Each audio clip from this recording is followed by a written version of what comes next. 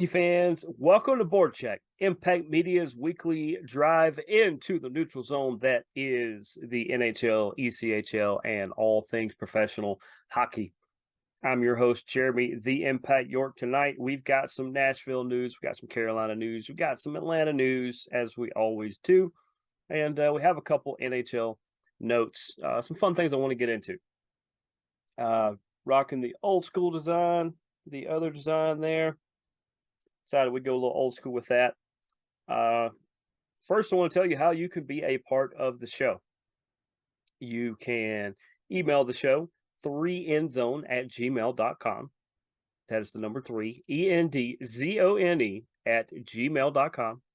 You can find us on Facebook by searching for Impact Media, or you can search for BoardCheck. You can also find us on Twitter by going to @TeamImpactMedia. Scroll down to the appropriate show, click on it, listen to as many times as you like. There is no cap. You can also, BoardCheck is very distinct in that it actually had a Twitter account long before the rest of the shows did. It's our oldest show and one of the most fun by far. But you can go, while you're also on Twitter, you can go to @BoardCheck. That is BoardCheck,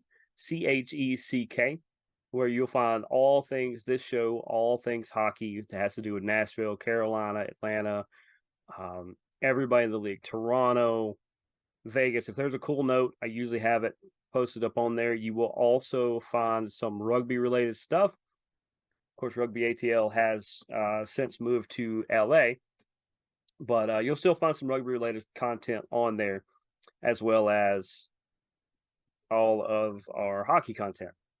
You can follow me for show-related things and non-show related things, just fun things I like to post or things that I think you might find interesting or this that I thought was interesting. You can do so by following @TheImpact99. That is TheImpact99 on Twitter, Triller, TikTok, and Instagram. And we're working on TikTok. There's some videos and stuff I want to post up. Got some great responses from some recent stuff we did. So we're going to definitely try to do that, get you guys engaged. You tell me. You can also find us anywhere. We're working on the audio part, but you can find us anywhere you find a video cast, including YouTube. You can go to, I think it's impact_media_. Is how you will find all of our shows, mostly except for this one. This one will actually be @BoardCheck99. We have 2 YouTube accounts. Once again, BoardCheck was one of the original shows here at Impact Media, so it has everything set up for itself long before a lot of the rest of this come along. But you can go to those places and find this show. Now, lots and lots to get to. Actually, just a few things. Just wanted to go over a few things. First off, the Global Series in Melbourne, Australia, between the Coyotes and it was the Kings, right? Wasn't that the other one? Kings? Yeah. Back-to-back sellouts on each night. A lot of people were like, why would you take hockey, professional hockey, down to Australia? They're not going to be big into it. They're not going to want to watch that. Back-to-back sellouts. So shout out Melbourne, Australia, and anybody who traveled to see these games. You guys are what helps drive hockey. And the NHL recognized it, and we recognized it, and everybody else recognized it, that Australia is just as big a place for hockey as about anywhere in the world. You guys showed up and showed out, same way you do for UFC or anything else. Great fans down under, and we appreciate you all. I know we have some that watch this show from down there. I appreciate it. Shout out to all of you, all of our fans and watchers down under. There is a note. 13,118 watched the Sunday game as the Kings beat the Coyotes 3-2, and 13,097 watched the Coyotes beat the Kings 5-3 on Saturday. That's just incredible. That's absolutely incredible. What better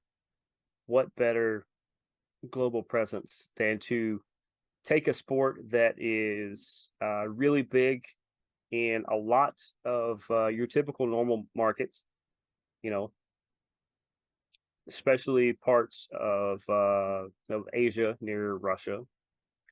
You got Germany, France, even the Italian leagues, a bunch in Europe, over in England, a lot of places like that. Scotland, definitely big here in the States, in Canada, and yet you go all the way across the world to Australia, and over 13,000 people sell out an arena twice on back-to-back nights to see the Coyotes and the Kings. That is more people. That's what, like 3 or 4,000 more people than normally come to a Coyotes game, and that's no shot at them. They just play in a small barn. You guys know that. When the Gladiators were the affiliate, they regularly outsold more tickets. They sold way more tickets, had better attendance than the Roadrunners, the AHL affiliate at the time, and the Coyotes, the NHL affiliate. Like I said, size of the barn had a lot to do with it, but numbers are numbers. But like I said, shout out to all you amazing fans. Just that just shows how great hockey is. Such a global sport. Really is a global sport. Also, there has been a winner in the Kraft Hockeyville contest. What Kraft Hockeyville is small towns can kind of basically present themselves to be the Kraft Hockeyville town of the year, and you get an NHL game there. You get a bunch of grants and money to help fix up rinks and surrounding areas and things like that. It's really cool. I'm going to get into the details of it in a minute. The winner this year, I'm reading it right here, is West Lorne, Ontario. So congratulations to West Lorne, Ontario. They have 1,300 residents, roughly, give or take a few. John Tavares of the Maple Leafs is actually from the region. I think he's about a town over or so, but that's incredible that he would come from such a place. You know, in the region, and he gets picked like that. It is about 45 minutes from London, Ontario, which is like the next biggest town. A lot of people are familiar with London, Ontario, about where that is. So here's what they want. They won $250,000 towards arena upgrades. That's tremendous. That thing is going to be state of the art. It's going to be just an incredible arena after you put $250,000 into it. They get $10,000 towards youth hockey equipment, thanks to the NHLPA Goals and Dreams Fund. The game that they're going to play there, I will tell you guys about that in a minute. And the municipality of West Elgin, I guess that's the surrounding area, gave an additional $150,000 to West Lorne, Ontario. The game they are going to have, well, it features John Tavares and those Toronto Maple Leafs versus the Buffalo Sabres. That is going to be this Wednesday on NHL Network, 6:30 p.m. Eastern Standard Time. I'm going to have to try to catch that because that's just super cool. Anytime you take two NHL teams and stick them in a smaller local barn, it's going to be a fantastic game. Plus, trust me, the Leafs and the Sabres really want to show up and show out to this type of game. Like I said, this Wednesday on NHL Network, 6:30 p.m. That is the Kraft Hockeyville, Toronto versus Buffalo. Just fantastic. I love that these kind of programs are there to, keep the little guys in it and keep and take the little guy and make them bigger and better. Because everybody deserves the opportunity if they want to learn hockey, if they want to, whatever they want to do. It's just another great way to showcase the game of hockey, and it's another great way to get people involved that may not normally be involved. So let's swap. Where do we want to start? Let's do the NHL squads, and then we will finish with the Atlanta note because it's kind of on a fun upbeat thing. And all of them are really. Let's start with Nashville. Nashville this year, they have the new crop of veterans that are leading the charge. You guys kind of know that they got rid of Matt Duchene. They got rid of a lot of the other guys that you've seen around there. It's because Barry Trotz that's taken over for David Poyle, who was the only general manager Nashville had in their franchise history until he retired. He's trying to change the culture, and it's not because the culture was bad. In order to progress and do the things that he would like to do, he really wanted to start over without cleaning the slate. But that means you had to move on from a lot of people that are fan favorites, a lot of people that play a certain style. He's wanting to change the style, and that's what he's trying to do. People like Ryan O'Reilly, Luke Shin, and Gustav Nyquist. By the way, those three have combined for 3 Stanley Cups between the three of them and 188 Stanley Cup playoff games. That's veteran leadership. Not saying, the guys that used to be here don't have that veteran leadership. I'm just saying that's what they're going after, to let the young guys know what it's like and what they have to do and what's on the line to be able to do that. So that's kind of what Nashville's looking at this year. We're trying to line up some fun people to have on to get deeper into it. But as for now, that's something to look forward to. I thought they were a playoff team last year, which they pretty much were. I think they can at least make it second round this year, just off the squad they have right now. And that's just on paper. There is no telling what they could actually do. Let's talk some Carolina. The main Carolina thing I want to talk about is they were able to sign, I think it is Yanin.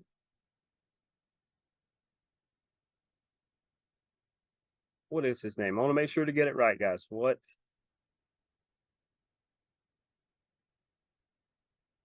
try to find it here.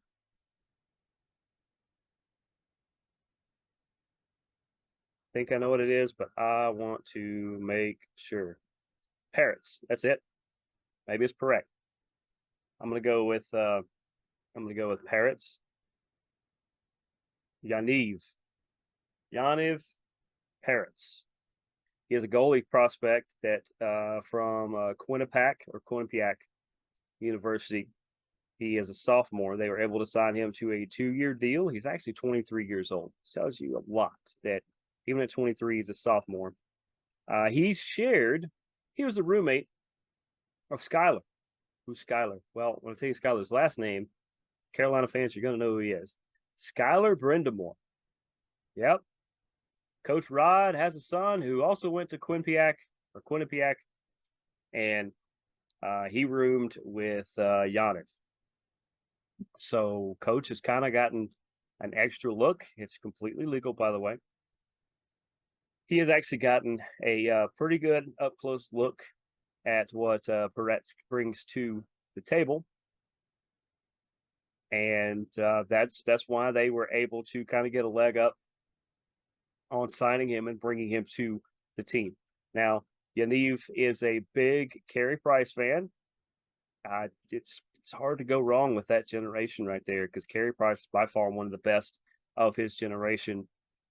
No matter what people chant at him, Carey Price is still one of the best out there. And if you're going to look up to somebody, you could do a lot worse than Carey Price. So I look forward to seeing what Yaniv Peretz ends up doing. I feel like he may end up at I think Carolina doesn't have a AHL affiliate this year, and I don't know if they have an ECHL, but there's always places that you can make player deals for them to go and develop.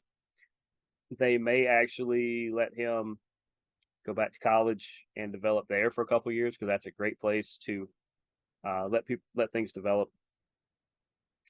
And that's pretty much the Carolina notes. There's some other stuff coming up, but we're not quite close to it yet. It is not quite October yet, but we're getting there. We're like a week away from October. Is it October yet?